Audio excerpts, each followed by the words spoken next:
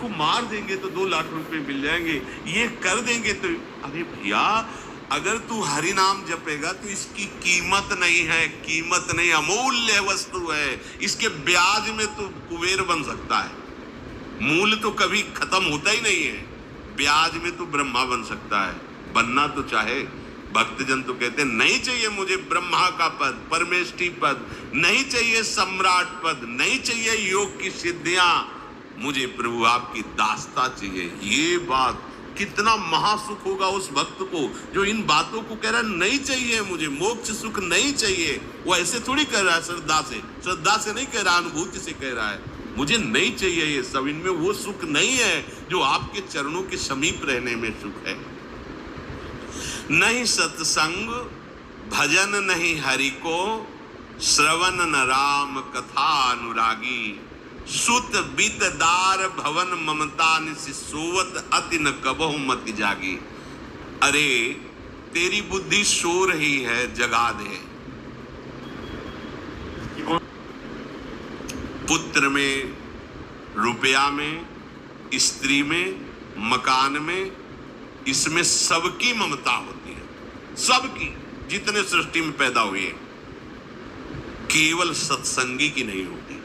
जो असली सत्संगी है उसकी ममता प्रभु के चरणों में होती है, क्योंकि वो जानता है सब रूपों में प्रभु ही है, ये सब पसारा प्रभु का ही है, इसलिए ममता उसकी प्रभु के चरण। एक अहमता ममता ये जग में है दुख जाई, ये जब श्री जी की ओर लगे तो होत परम सुख। जाग जा, बिना जागे दुख दूर नहीं हो सकता।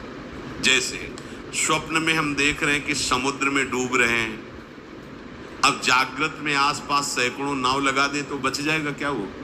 क्योंकि वो तो सो रहा है और वो स्वप्न में देख रहा है। अब हम नाना प्रकार के तैराकों को बाहर तैनात रखें तो उसको कोई सुख मिलेगा क्या? क्योंकि स्वप्न में उसको अगर सुखी करना है तो एक उपाय, जगा दे। जगा दो तो न समुद्र रह गया न डूबना रह गया।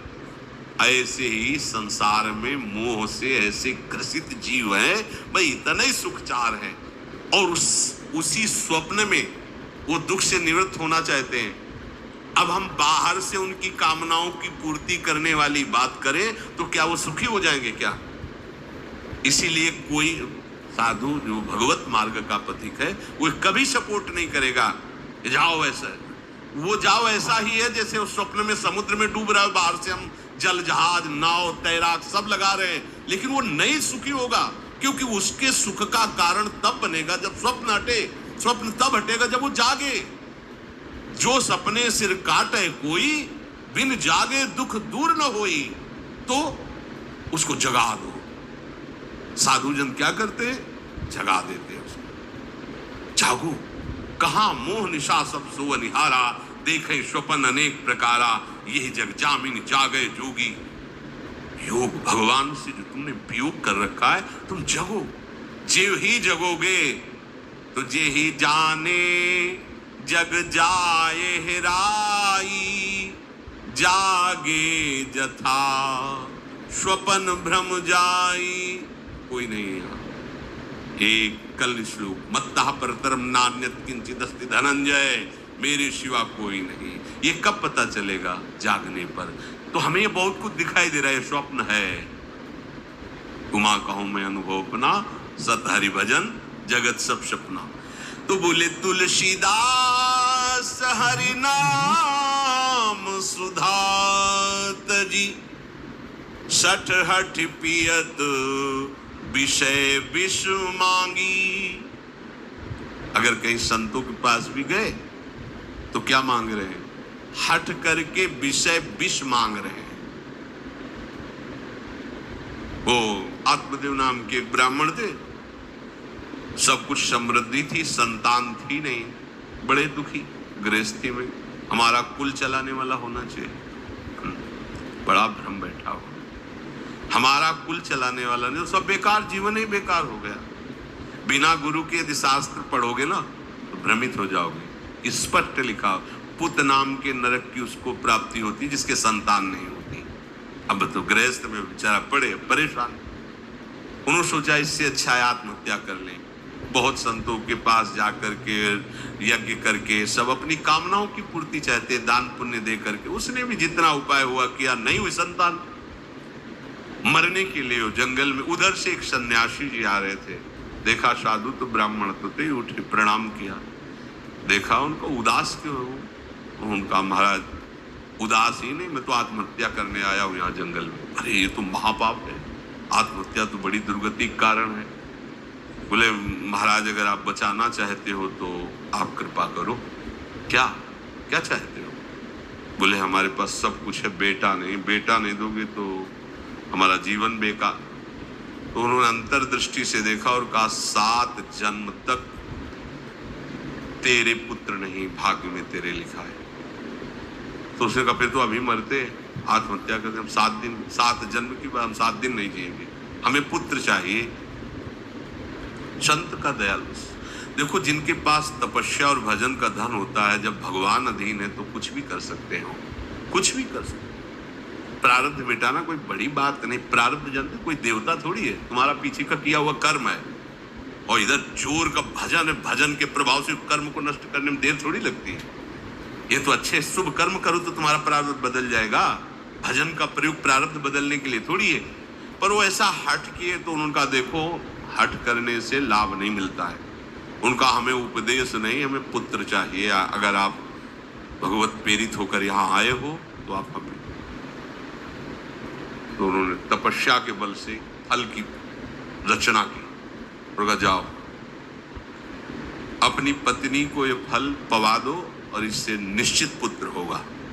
बहुत प्रसन्न, अब कामना पूर्ण थी तो देख लो दोस्तों, क्या अब कामना पूर्ण थी तो देख लो, प्रभाव देखो कामना का। प्रसन्न हुए आए, धुंधुली नाम था उनकी पत्नी, नाम भी बहुत बढ़िया था, धुंधुली। वो कहा कि देखो ये फल खा लो, तुम्हारे संतान हो जाएगी। बहुत मीठी बात बोलती थी, मृदुभाषी, कपट हृदय, अलग अलग क्षेत्र होता है, हृदय कपट और मुख में मीठी बात। बहुत संभल के व्यवहार करना चाहिए ऐसे लोगों से। मधुरिया बानी, मीठी, क्या मृदु भाषा। नहीं प्रीतम, आप चिंता मत करो, फल ऐसे थोड़ी खाया जाता है, नहा धो के पवित्र होके फिर। हाँ उनका ये बात, तो आप अपने काम में लगो, हम पा लेंगे ऐसा। अब आपको विश्वास है? बोले विश्वास तो है, इसमें क्या विश्वास, आप भी तो चाहती ना पुत्र हो। बोले हाँ। वो जो ही गए सो अपनी बहन को बुलाया और कहा सुनो, अभी तो हम 4-5 रोटी कढ़ी चावल सब पा लेते हैं, पूड़ी खीर पुआ, गर्भ रहेगा तो पेट तो उसी से भरा रहेगा, तो हमारा भोजन रुक जाएगा। हाँ ये तो बात है, जब पेट बढ़ेगा अगर घर में आग लग गई तो फिर हम भाग नहीं पाएंगे, तो हम जल जाएंगे।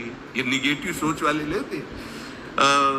और पंडित जी तो इसी बात में लगे कि गर्भ रह जाए तो क्या करें, तुम्हारा हम खाएंगे तो है नहीं, पक्की बात, पर करें तो क्या करें। पंडित जी को कैसे समझो? उनका देखो एक बात है, हमारे गर्भ है, हमारे कई लड़के हो चुके हो, गरीबी है ही है हमारे यहाँ, तुम कुछ पैसा दे देना और ये नाटक करना कि मैं गर्भवती हूँ, बच्चा समय होने पर हम पहुंचा देंगे, हम घोषित कर देंगे हमारा बच्चा मर गया। तो पंडित जी को तुम नाटक में बताते रहना कि गर्भ है, बच्चा हो जाए। पंडित जी कह देना बच्चा हो गया है, तो बोले दूध पिलाने की समस्या आएगी। तो बोले ये तुम कह देना कि पहला बच्चा है हमारे वक्षा स्थल में, दूध नहीं, हमारी बहन का था तो मर गया बच्चा, तो उनको बुला लेती तो बात बन जाए, बढ़िया बात हो गई। परीक्षा के लिए फल गाय को खवा दो, गाय को खवाया, ठीक समय पर गोकर्ण जी प्रकट हुए, दिव्य तेजोमय बालक, कान केवल वो गाय के, बड़े ही विद्वान और भगवत भक्त संत के द्वारा। कहा था 7 जन्म तुम्हारे भाग्य में, बच्चा नहीं तो नहीं है, देखा गाय के हो गोकर्ण जी प्रकट हुए। उधर उनके जो बच्चा पैदा हुआ वैसे ही नाटक के द्वारा पहुंचा दिया गया, वैसे ही पूरा जैसा पहले पक्का हुआ। अब उसने कहा कि हमारे तो स्तनों में दूध नहीं, हम अपनी बहन को बुला लें, उनका बच्चा मर गया। हाँ हमारा बच्चा स्वस्थ होना, आप बुला लो, उसको हम धन भी देंगे, वो हमारे बच्चे की सेवा कर। अपने नाम से जोड़ करके उसका नाम रखा धुंधकारी, धुंधुली। और धुंधकारी अज्ञान का साक्षात स्वरूप। और जैसे ही वो अवस्था बढ़ती गई तो उसके पापाचरण बढ़ना शुरू हुए।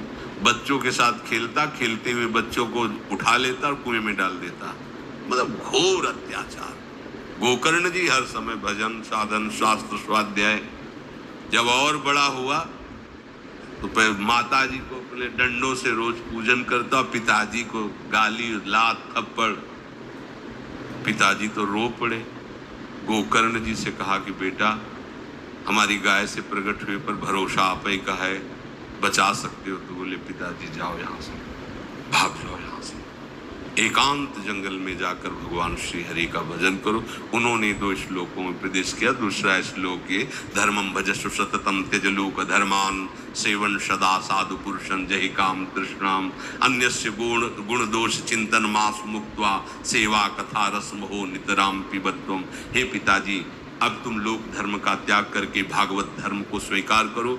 एकांत में जाकर साधु महापुरुषों के संग से उनके उपदिष्ट उपदेश के अनुसार आचरण करो।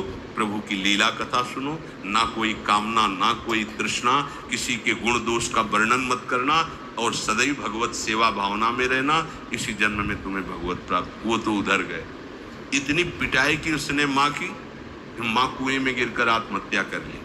फिर तो मनमानी आचरण, कुछ वैश्याओं को रखा और चोरी करके लाया। वैश्याओं ने सोचा किसी दिन पकड़ा जाएगा ये और हम, तो उसके हाथ पैर बांध दिए, चारपाई में ला के मुख में अंगार, वो मरा भयानक प्रेम। कामना ने क्या किया? सर्वनाश। किसी को हरि विमुख होकर कभी सुख मिल सकता है? आप संतों के पास जाइए, अपनी कामना रखिए। हम ये नहीं कहते कि कामना तुम त्याग पाओगे, कामना रखिए, भगवान के पास जाइए, अपनी कामना रखिए, क्योंकि आप कामना से युक्त हैं। पर छूट इतनी दे दीजिए कि जिसमें हमारा मंगल हो वो करना। जैसे नारद जी भगवान से अपनी कामना रखते हैं कि हमारा ब्याह करवा दीजिए, और बाद में एक छूट दे देते हैं कि जिहि विधि होए नाथ हित मोरा। तो हरि को अच्छा लगेगा, गुरुजनों को अच्छा लगेगा कि इस कामना से इसका कोई जीवन बाधित नहीं होगा, वो पूर्ण भी कर देंगे। और अगर लगा कि इसका पतन हो जाएगा तो आप रोते रहो तो भी कामना की पूर्ति नहीं करेंगे। उत्तम बात तो ये है कि कामना हरि की प्राप्ति की करो, वो सर्व सुख स्वरूप है। किसी का अन्य आश्रय, अन्य बल ना लेते हुए अपने श्यामा श्याम के चरणों का आश्रय लेकर निरंतर भजन करो तो ये अनुभव हो जाएगा कि सुख किसे कहते हैं। अभी तुम्हें परिचय ही नहीं मिला, सुख किसे कहते हैं। सुख सच्चिदानंद है, सुख एक रस है, सुख अविनाशी है। वो सुख सदैव बढ़ता रहता है, घटता कभी नहीं। एक रस होते हुए भी प्रतिक्षण वर्धमानम है, कभी कभी अंत नहीं होता इस सुख का। ऐसे अनंत सुख के लिए हमें मनुष्य जन्म मिला है। प्यारे, इसे मत खोइए। हर समय राधा राधा राधा राधा राधा, और किसी को दुख मत दीजिए। कोई गंदा नशा मत कीजिए, कोई गंदे आचरण मत कीजिए, गंदा भोजन मत कीजिए जिससे अन्य जीवों को कष्ट हो। ऐसा कोई भोजन स्वीकार मत करो। इसी जन्म में आप देख लेना, इसी जन्म में आपको वो वस्तु मिल जाएगी, निहाल हो जाओ। हम किसी पक्षपात की बात नहीं करते। अगर इस छाती को बचपन से अभी तक ऐसा, तो हम कह देते कि भाई आगे कुछ भी हो, कोई भी हमारी गलती हो, हम ये मान सकते हैं। पर हमें ये पता चला कि बचपन से आज तक जलता ही रहा, कभी शांति नहीं मिली, भागता ही रहा, पर कभी विश्राम नहीं मिला। हम ये आपको कह रहे हैं कि जैसा प्यार प्रभु वैसा अन्यत्र कहीं कभी कहीं नहीं मिला। और प्रभु के प्यार का मूर्तिमान स्वरूप हमारी प्यारी जू निहाल कर दिया प्रभु ने। प्यारी जू के चरणों का आश्रय और उनका परिचय देकर पूछो बस, यहाँ वाणी मौन हो जाती है। प्यारी जू तो प्यारी, और हम ही नहीं, आप सब महाभाग्यशाली है। वृंदावन आए, राधा किशोरी जू के घर में आए और उनकी चर्चा सुन रहे, उनके सिद्धांत सुन रहे। कहीं ना कहीं आपके अंदर उनकी तरफ बढ़ने की इच्छा भी है। ये बहुत बड़ी बात है। बस इस इच्छा को, इस आशा को इतना बढ़ा लो कि कोई इच्छा न रह जाए, कोई आशा न रह जाए। हर समय निरंतर नाम जप करते रहो। तुलसीदास हरिनाम सुधा तज, भगवान नाम तज कर विष मांगते हो।